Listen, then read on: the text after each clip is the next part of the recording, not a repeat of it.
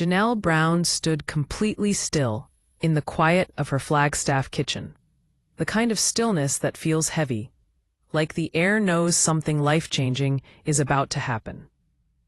Her hand was trembling just slightly, not from any kind of fear. Something else altogether, something deeper, something she hadn't felt in years: power. In her hand was the wedding ring that had adorned her finger for almost 3 decades of her life. A ring that once spoke to her of hope, commitment, and promise towards a common future. But to Janelle, standing in that silent kitchen with the morning light barely slipping through the blinds, the ring felt different today, heavier, colder, almost hollow. It wasn't jewelry anymore. It had turned into a memory, a reminder of years spent waiting, wishing, and wondering. Years trying to hold together something that had been falling apart long before she finally admitted it. And she had made her decision this morning. The medal would not have survived the sunrise. She walked slowly toward the garage, the echo of each step louder in her ears than the last. She could hear her heart beating hard, but it wasn't panic, it was clarity. She wasn't running away from anything. She was running toward herself. The smell of cold concrete and stored tools inside the garage wafted into the air as if welcoming her into this place. She had managed to clear a small workspace the night before, which was filled with late-night pacing, thinking, replaying arguments, broken promises, and all those moments when invisible.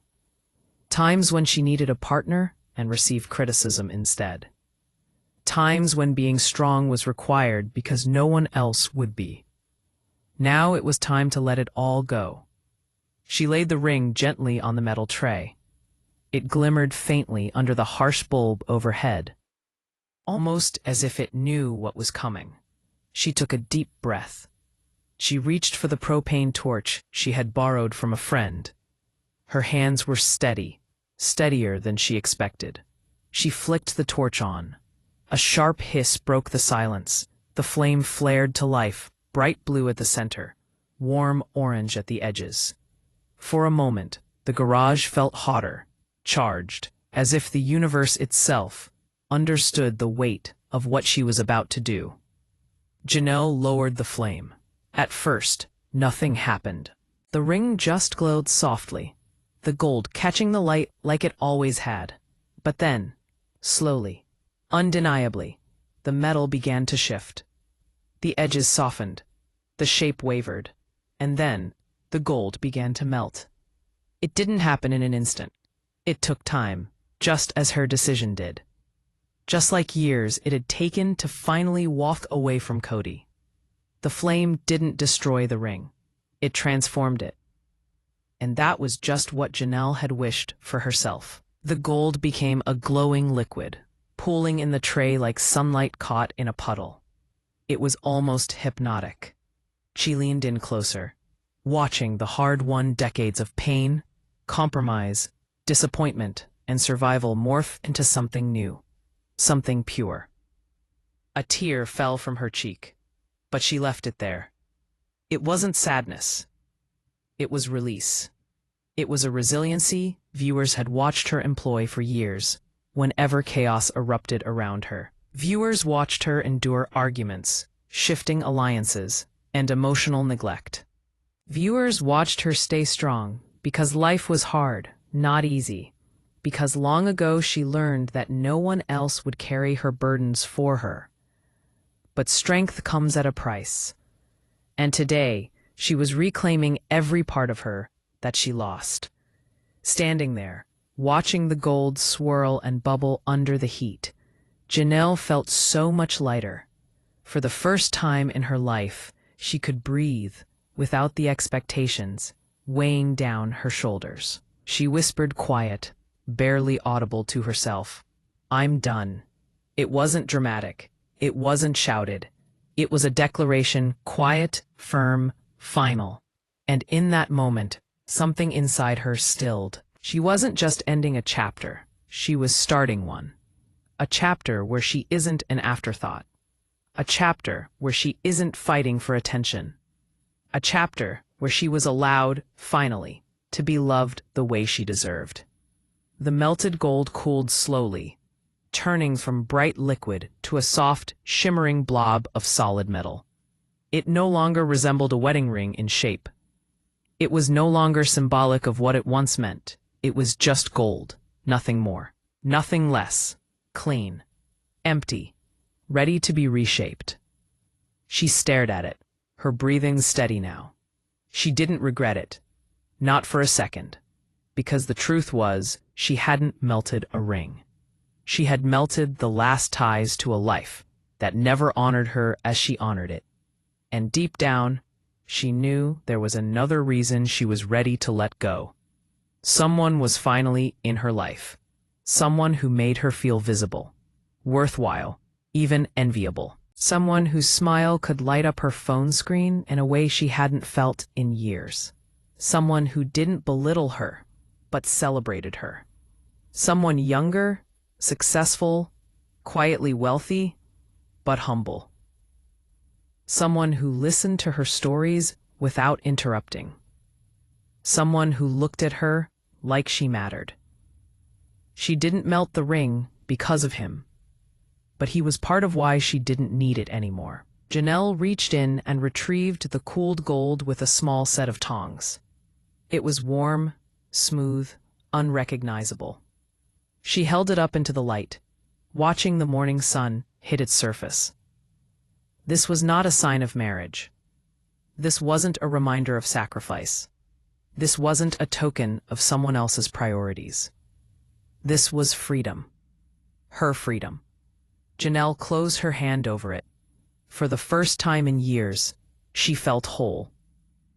Not because someone loved her, but because she finally loved herself enough to stop accepting less than she deserved.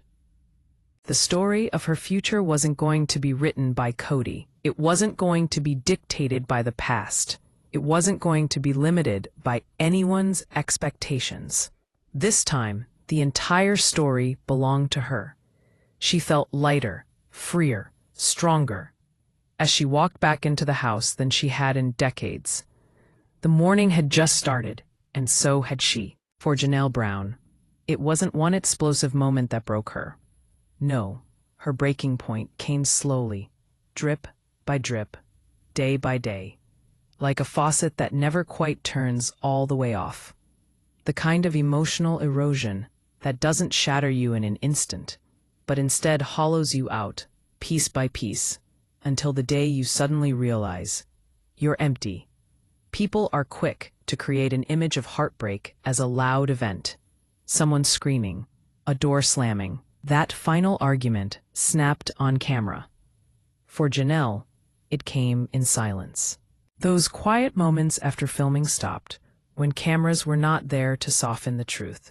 The moments spent in solitude, seated on her bed, staring at the wall, and wondering how she had become invisible in a marriage she fought so hard to hold together.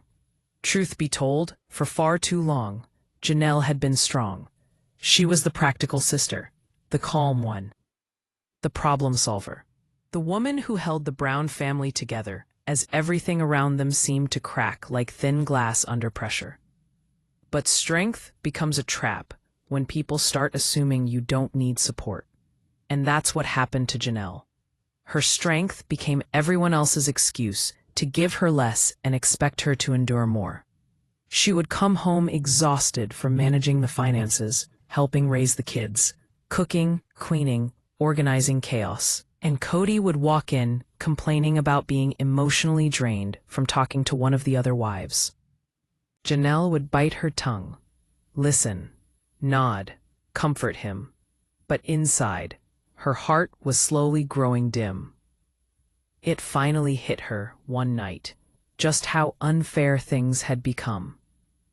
It was after a long day of filming. Janelle had spent hours sharing her feelings, her hurt, her frustrations, her fears for the future. She had opened up more than usual, something she normally avoided. as vulnerability felt dangerous in a family system where her emotions were often minimized. When filming ended, she went into the living room hoping for a real conversation, something meaningful, something that would rebuild the bridge between them. Kody barely lifted his eyes from his phone. "Did you see the latest text from Robin?" he said, grinning. "She's amazing. She just knows how to communicate." Janelle blinked. Everything went silent inside her. He had heard her talk for hours, but hadn't listened. He had been there, yet not with her. And in that moment, Janelle felt something break, not loudly, but quietly, softly, inside her chest. She realized he wasn't her partner anymore. He was a judge, a critic, a man who only seemed to measure her worth by how much she could do for him. She held on, nevertheless, for the kids, for her own hope, for their shared history. But tied to a person who doesn't see them, hope can be a slow poison. The moment that pushed her to the edge was one of those quite ordinary evenings, which felt too simple to ever ruin someone's heart. She had walked into the kitchen to get a glass of water when she saw Kody and Robin laughing together in the other room. She didn't expect anything dramatic, but when she heard her own name, she did pause. "She acts like I'm just supposed to chase her," Kody joked. "She's lucky to have you," Robin replied softly. "Lucky?" It hit her chest like the reverberation of thunder. Lucky to have a man who rarely spoke to her unless he was criticizing her. Lucky to have someone who spent more time analyzing her flaws than appreciating her strengths. Lucky to be treated as the backup plan rather than a wife. She took another step toward the doorway, not realizing she was even moving. What came next was a punch. "Some women don't know how good they have it," Kody said smugly. "They should be grateful." Grateful? Janelle slowly exhaled, almost disbelieving. Grateful for what? Grateful to be benched? Grateful for being blamed for problems she didn't create? Grateful for solitude while her husband was invested elsewhere emotionally? Something in her snapped, but in that soft, quiet way that only strong people snap. Not the loud, shattering the world expects. It was a silent internal shift, the kind no one notices until your actions change forever. She turned away, walked outside, and let the cold Flagstaff night air hit her face. For a long moment, she just stood there, letting the bitterness, the exhaustion, the loneliness all rise to the surface. She knew in that moment that she could no longer go on pretending. She could no longer minimize her own pain. She could no longer stretch herself thin to hold together a marriage that only one person was fighting for. She had put her dreams on hold for so many years. She had sacrificed her peace for stability. She had convinced herself things would get better. But that night, beneath the cold stars, she acknowledged the truth. She knew if she didn't save herself, nobody else would. And once truth hits you at that depth, you can't unhear it. The next morning, she didn't confront Kody. She didn't scream. She didn't ask him for a host of explanations. That wasn't her style. Instead, she quietly began reclaiming her power, one choice at a time. She cleaned out old drawers, filled with memories she didn't want anymore. She deleted conversations on her phone that only reminded her of hurt. She had journaled for the first time in years. Then, she started sifting through the little wooden box of jewelry to find her wedding ring. She opened the box, and her breath caught. Before them sat the symbol of nearly 30 years of hope and heartbreak, sacrifice and survival. The ring shimmered. It no longer looked beautiful to her. It looked like a cage. She picked it up slowly, rolling it between her fingers. The gold felt cold, unfamiliar. This wasn't love. This wasn't partnership. This wasn't connectiveness. This was a reminder of all she had faced, alone. And in that instant, she knew precisely what should be done. She didn't want to sell it. She didn't want to put it in storage. She didn't want to return it to him. She wanted to change it. Not destroy it. Change it. The way she was transforming herself. That moment, holding that ring, was the turning point. The moment that turned pain into clarity. That moment sparked the decision to be made that would shock viewers, fans, and even members of her own family. The moment when she knew she was done playing the role of a forgotten wife. It wasn't about revenge. It wasn't about the shock value of it. It wasn't about proving anything to Kody. It was about reclaiming her identity, her strength, her voice, her future. And later, it would prove to be the moment that brought her closer to someone else, to someone who could appreciate and admire her, to recognize that fire inside of her, being dimmed but never extinguished. Someone better, someone younger, someone richer, someone who didn't just want her, but valued her. But that part of the story hadn't unfolded yet. For now, this was the moment Janelle took her life back. And it all started with that ring. She never thought love would make its way back into her life. Not now, not after everything, not after the years put into convincing herself she was happy, when inside she felt painfully alone. Love wasn't something she believed in anymore. At least, not the romantic kind. She believed in her kids. She believed in her work. She did believe in survival. But love, that felt like a dream that belonged to a younger version of her. So, when she had her wedding ring melted, she wasn't thinking about finding anyone new. She thought about freedom, peace, and being able to breathe once more without the weight of expectations upon her chest. But life has a way of doing that, giving you what you need right when you stop expecting it. That someone came softly, without drama, without cameras, without the chaos she had grown used to. He slipped into her life the way dawn slips into a room, softly, gently, almost unnoted, until suddenly everything is brighter. His name was Adrian, and he was nothing like the man she spent decades trying to love. It happened at the Flagstaff Farmers Market, the place Janelle went on most weekends, for fresh produce and some time out from everything. She liked the plainness of it. No pressure, no TV, no emotional explosions, just friendly faces, sun, and the earthy smell of locally grown food. That morning, she was standing at a booth, tasting the different kinds of honey. She liked the warmth on her back from the sun, the sweetness that lingered on her tongue, the peace of being anonymous in the crowd. Careful, a voice beside her said, "If you try too many samples, you're going to walk out of here with 12 jars and no idea which one you liked best." She turned, expecting a casual stranger. But the man beside her had a smile that caught her off guard, warm, playful, confident. He was younger than her.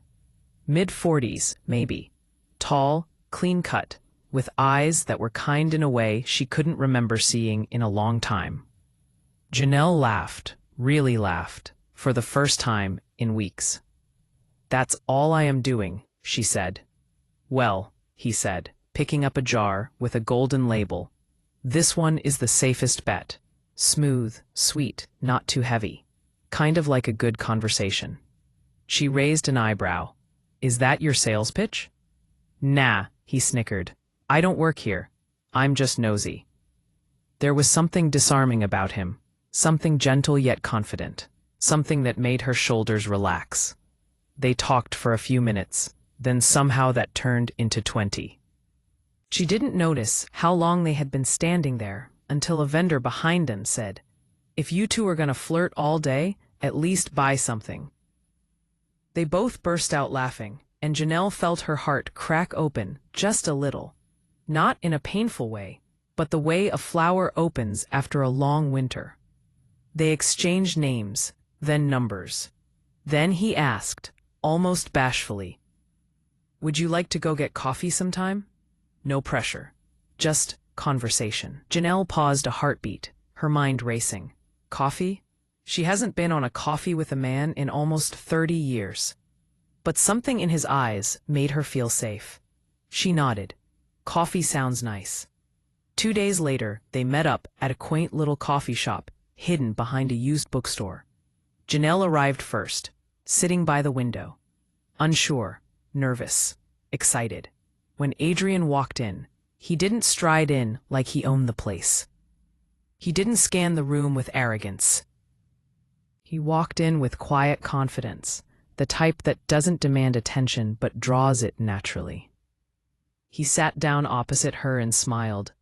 "You look happy today," he said to her. And she realized she was. Their conversation flowed effortlessly. No judgment, no raised voices, no competing for attention. Just two people talking like old friends who had known each other forever. He asked her about her interests, not her drama. What books did she like? He asked, not what fights she'd had. He inquired which dreams were still left for her to chase, a question nobody had asked her for decades. And when she talked, he didn't interrupt. He did not roll his eyes. He didn't tell her she was wrong. He listened. Really listened. And that alone was enough to soften years of emotional bruising. It wasn't long before Janelle learned more about him. Adrian was an entrepreneur, the quiet type, not the bragging type. He had a real estate development company with properties across 3 states. He was always traveling, working hard, and building everything from scratch without shortcuts. He wasn't flashy. He wasn't loud. He wasn't controlling. He was grounded. He loved architecture, nature, and building things that last. His face lit up when he found out she loved gardening and home design. "Maybe someday," he said quietly, "you'll show me your favorite spots in your garden." It was the manner in which he had said it, listening to him, so gentle and hopeful and respectful, it made her chest tighten. For the first time in a long time, a man was interested in her world, not what she could do for him. Their coffee turned into an hour. An hour turned into 2. And before she knew it, they were walking together to the parking lot. "You know," Adrian said, smiling, "I'm really glad I bumped into you at the market." Janelle felt her cheeks warm. She wasn't used to being complimented, not this sincerely. "I am too," she whispered. He hesitated, then said something she would never forget. "You have a strength in your eyes, a quiet kind. Most people don't have that." Her breath hitched. No one had spoken to her that way in years. She went home with her heart full, confused and glowing all at once. Over the next weeks, their friendship deepened. They met for lunches, walks, simple moments that reminded her what respect felt like. Adrian wasn't trying to rush her into anything romantic. He was merely there, genuinely interested in who she was becoming. He asked her how she was healing. He encouraged her to put herself first. He reminded her that she deserved peace. Meanwhile, Kody's criticism had always made her shrink. Adrian's presence unfolded her, and bit by bit, she realized she had been so starved for kindness, and now she was finally being fed. Adrian didn't replace her pain. He helped her understand her self-worth. He did not tell her to stop. He helped her feel ready to end. He didn't save her. He supported her while she saved herself. One evening, after a long conversation over dinner, Adrian walked her to her car. The night air was cool, the moon bright overhead. "Janelle," he said softly, "I don't want to push you. I know you've been through a lot. But I want you to know, I care about you. Really care." Her breath caught in her throat. Nobody had spoken to her that way in years, not with sincerity, not with gentleness. He continued, "You deserve someone who sees you, all of you. And whether we stay friends or something more, I want to be someone who adds peace in your life and not pressure." Her eyes welled with tears, not from sadness, but from relief. The first time in decades, she felt chosen, respected, wanted, admired, not for what she did, not for how strong she was, but simply for being Janelle. And in that very moment, she knew her story wasn't ending. It was beginning. Janelle never intended for anyone to know she melted her wedding ring. It was supposed to be a private moment, a symbolic act of freedom, a quiet decision made for herself and no one else. But life has a way of exposing truths at the exact moment they're meant to come out. And this truth, it was going to rock the entire Sister Wives world. It happened 2 weeks after she melted the ring. One of the kids, innocently enough, remarked to another family member that Mom did something weird with her ring. That family member told someone else, and someone else told someone who wasn't supposed to hear it. In a matter of hours, it reached Kody, and when he heard the words, "Janelle melted her wedding ring," something inside him just snapped. He stormed into her house without calling, without knocking, without even thinking. The moment the door opened, the shift in energy occurred, a blast of tension, anger, and disbelief that hit Janelle. He didn't say hello. He didn't breathe. He did not calm himself. He exploded. "You melted your ring? Your ring? Our marriage meant that little to you?" Janelle stood there, frozen, not in terror, but in astonishment that he was capable of taking every little thing and twisting it into an attack on himself. "It wasn't about you," she said calmly. Kody's eyes widened in anger. "Not about me? How can you say that? That ring symbolized our family, Janelle." "No," she corrected firmly. "It symbolized my suffering." It was not the scream that came afterward that hit him, but the silence that followed those words. Kody paced the living room, throwing his hands in the air and talking to himself, as if the cameras were rolling and he needed an audience. "I can't believe this. Melted the ring, destroyed our history, disrespected me, disrespected the family." Janelle's eyebrows rose. "Disrespected the family?" she repeated. "Kody, you disrespected this marriage long before I ever melted anything." He froze. Those words were a punch directly to his pride, and Kody's pride had always been bigger than his love. "What is that supposed to mean?" he demanded. Janelle took a slow breath in. She spoke clearly, without anger. "It means you stopped being my partner years ago. You stopped listening. You stopped trying. You stopped seeing me." Kody shook his head, taking no blame whatsoever. "You're rewriting history. You're twisting everything to make yourself the hero."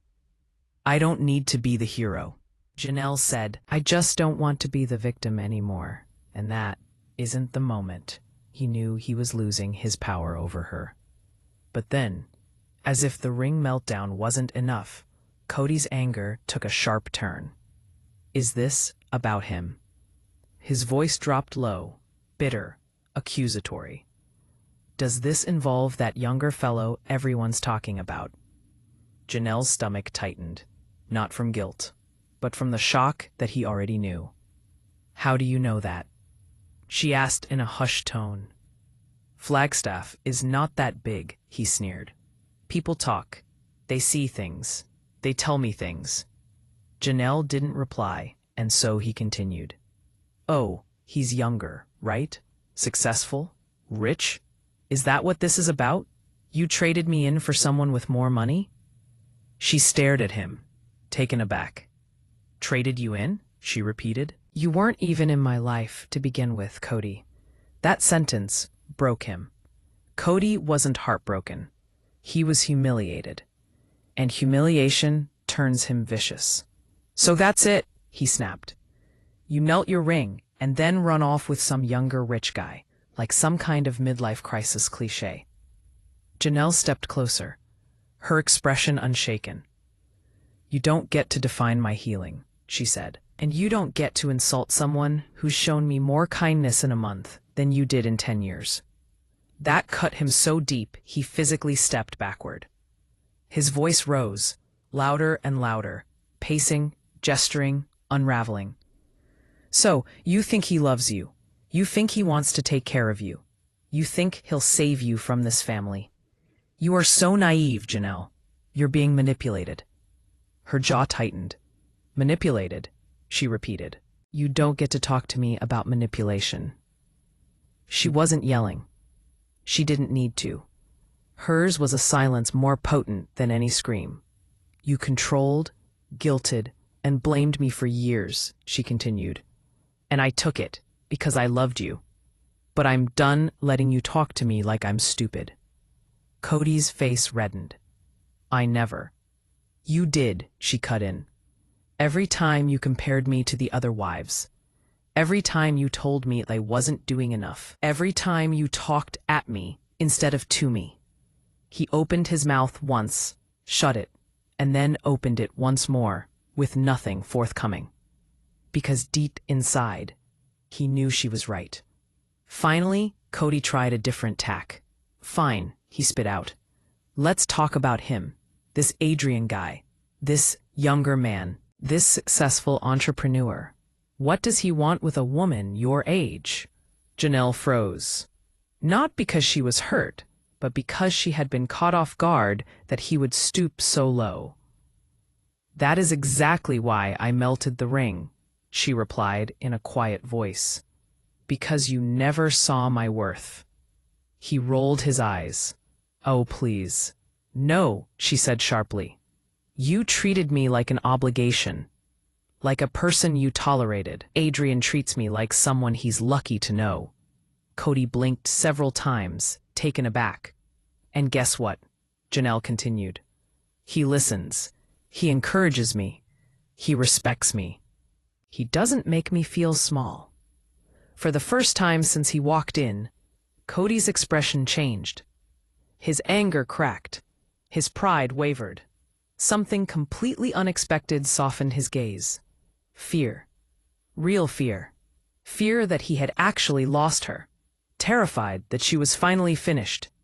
Fearful that someone else, someone better, was stepping into the space he had taken for granted. Kody stepped closer, lowering his voice, desperate now instead of angry. "So that's it," he whispered. "After everything, after all these years, you're choosing him?" Janelle shook her head. "I'm choosing myself." Kody swallowed hard. His shoulders sagged. His voice quivered. "You really melted the ring." "I did." Her voice was clear, steady, firm, sure. "Because that chapter is over." He stared at her for a moment, trying to find some crack in her armor. But there wasn't one. She wasn't wavering. She wasn't confused. She wasn't scared. She was free. And for the first time in his life, Kody then knew he had absolutely no control over her anymore. "I'm done being the one who bends," she said softly. "I'm done being the one who sacrifices. I'm done being the one who waits for you to see my value." She walked to the door, opening it wide. "This conversation is over." Kody stared at her, dumbfounded, wounded, angry, lost. Out he walked, slowly, like a man who had just realized that the entire world he built was starting to crumble, because the one woman who held him accountable finally stepped out of his grasp. The moment he was gone, Janelle exhaled. Her hands were not shaking. Her heart wasn't racing. She didn't feel any guilt. She didn't feel any fear. She felt powerful, stronger than she had ever been, and in the pit of her stomach, she knew. The courage she showed today, the peace she felt now, freedom warming her chest. It was because she finally believed she deserved better. Phrasing it. The sun had just started to rise, casting soft streaks of gold across the horizon as Janelle opened her front door. The air was cool, carrying that gentle stillness that only early mornings seemed to hold, a silence full of possibilities. She stepped onto her porch. The ring melted now and reshaped into a sleek, simple pendant that rested against her chest.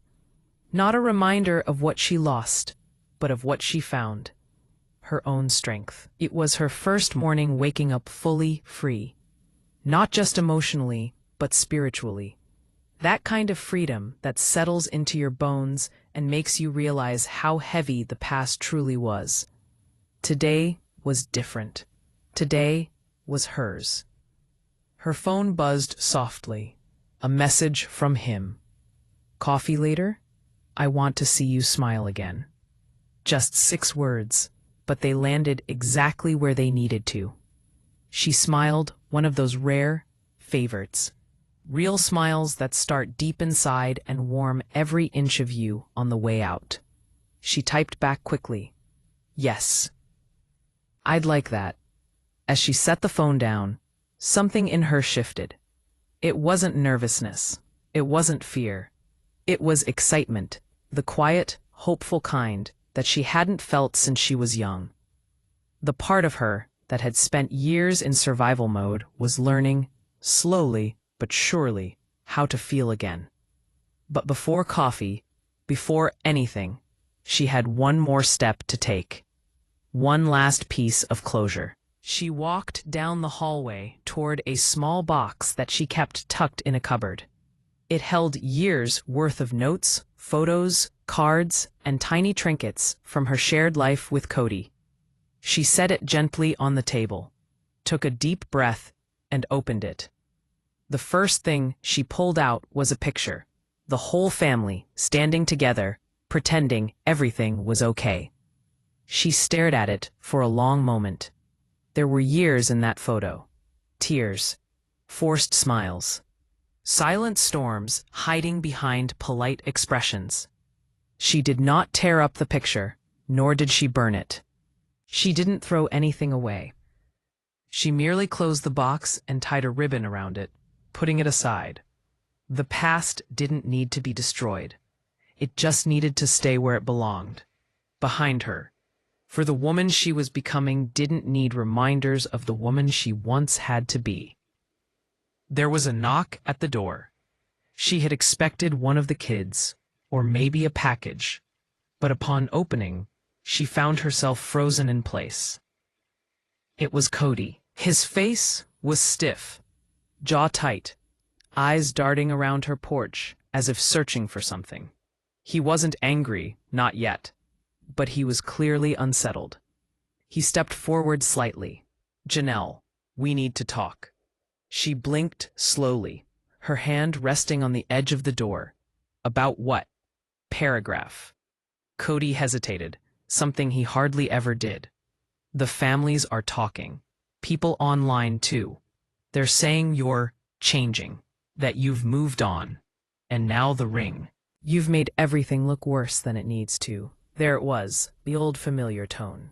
Accusation wrapped in concern, blame dressed like worry.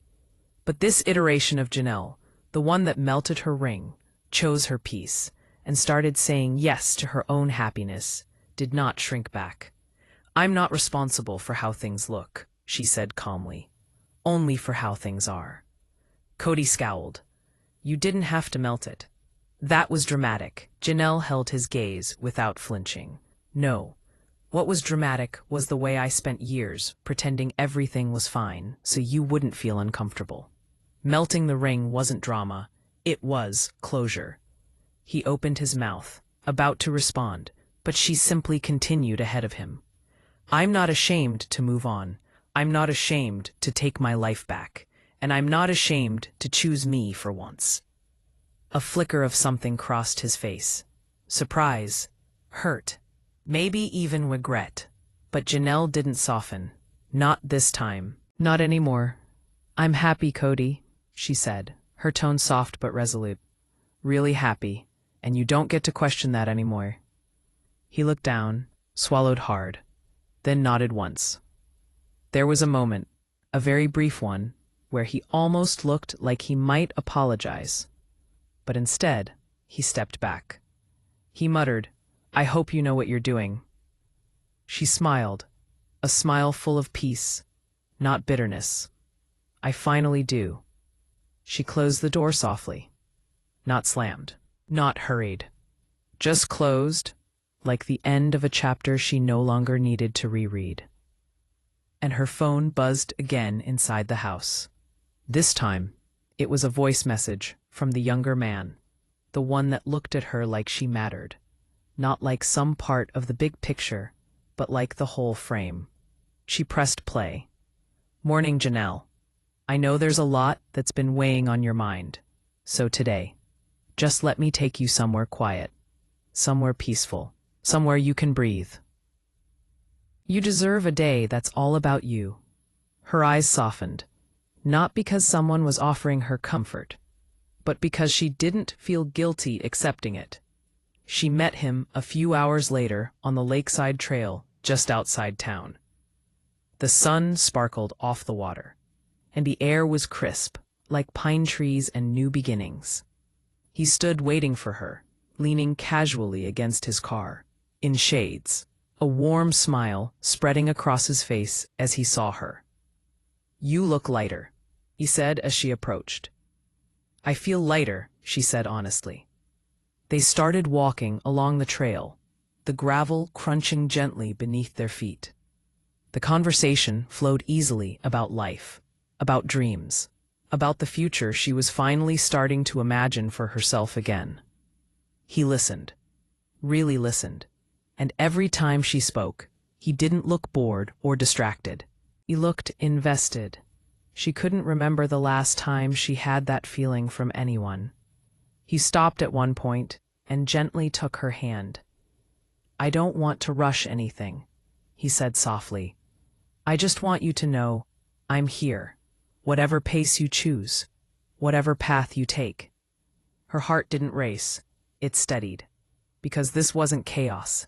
This wasn't pressure. This was not a competition for affection. This was peace. She squeezed back at his hand, a small gesture full of meaning. "Thank you," she said. "Really."